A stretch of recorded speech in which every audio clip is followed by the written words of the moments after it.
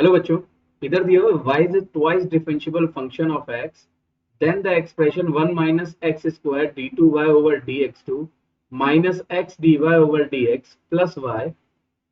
ठीक है, एक एक्सप्रेशन दिया हुआ है। Okay, this is not an equation, just an expression.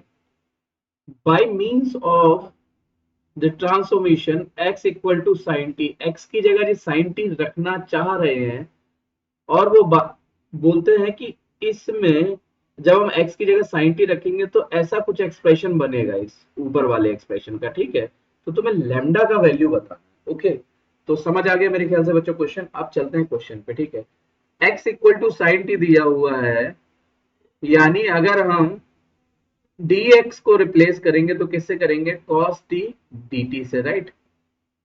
Okay, अब इस चीज को याद रखना। अब चलते हैं आगे।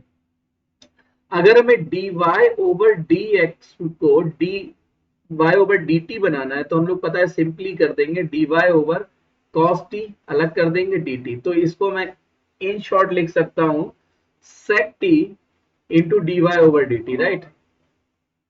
तो ये हो गया dy ओवर dx का वैल्यू। ओके, अब चलते हैं d2y ओवर dx2 की वैल्यू निकालते हैं। तो d2y ओवर dx2 का वैल्यू क्या हो जाएगा, देखना जरा। d2y ओवर dx2, इसको हम लिख सकते हैं d over dx times dy over dx, right. ऐसे लिख सकते हैं।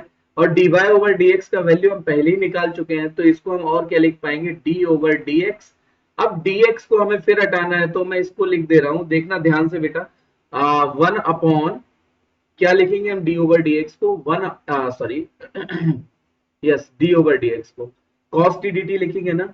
तो अपॉन में cos t ले लिया और अपॉन में dt ले लिया, और dy ओवर dx की जगह पे जो हम अभी कैलकुलेट कर चुके हैं उसको लिख दे रहे हैं, क्योंकि वो डायरेक्ट रिजल्ट है तो हम यूज कर ले रहे हैं। ठीक है ना, ऐसे लिख लिया। अब जब हम इसका अंदर ले जाएंगे ना, इसको डिफरेंशिएट करेंगे तो क्या हो जाएगा, देखना। बाहर तो sec t हो गया, dy d ओवर dt, यानी t के रिस्पेक्ट में इन दोनों का डेरिवेटिव होगा और दोनों इनटू में है, तो इसमें लगेगा प्रोडक्ट रूल। sec t का हो जाएगा sec t tan t into dy over dt, right, plus sec t को ऐसे ही रखेंगे और ये हो जाएगा d2y ओवर dt2। तो ये था एक्सप्रेशन। अच्छा, ठीक है ना। This is the replacement of d2y over dx2। Okay, अब हमें करना क्या है, हम लोग दोनों इक्वेशन पा चुके हैं, मतलब दोनों वैल्यूज पा चुके हैं, तो अब हम इन दोनों वैल्यूज को मेन फंक्शन में पुट करके देखेंगे फंक्शन क्या बन रहा है। ठीक है, तो मैं इसको सेपरेशन कर दे रहा हूँ इसको। 1 माइनस एक्स स्क्वायर, एक्स की जगह साइन टी रखेंगे तो ये तो कॉस स्क्वायर टी हो जाएगा। ठीक है ना, और d2y ओवर dx2 की वैल्यू रख दे रहे हैं। ठीक है, अच्छा एक चीज देखना ध्यान से, sec t और sec t बाहर आएगा ना दोनों से, तो sec स्क्वायर t हो जाएगा। तो मैं डायरेक्ट लिख दे रहा हूँ, ठीक है ना, sec स्क्वायर t, और अंदर लिख दे रहा हूँ tan t into dy over dt plus d2y over dt2, right. d2y over dt2। Okay,